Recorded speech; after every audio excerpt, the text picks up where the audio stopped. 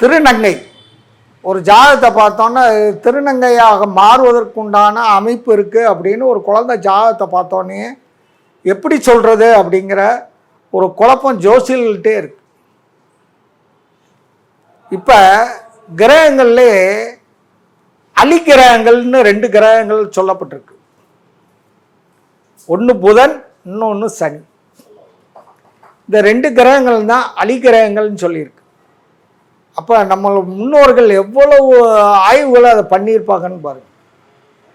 இப்போ 2 விதமான தன்மைகளை வெளிப்படுத்துது அப்படின்னு அதை எடுத்துக்கலாம்.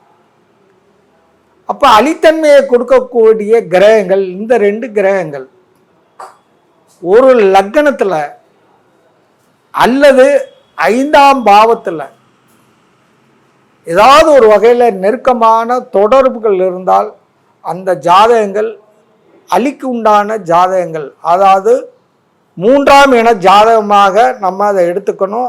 அந்த ஜாதகத்தில் பிறந்தவர் அந்த 3ஆம் இனத்தை சார்ந்தவராக வருவதற்குண்டான அமைப்பு இருக்கு.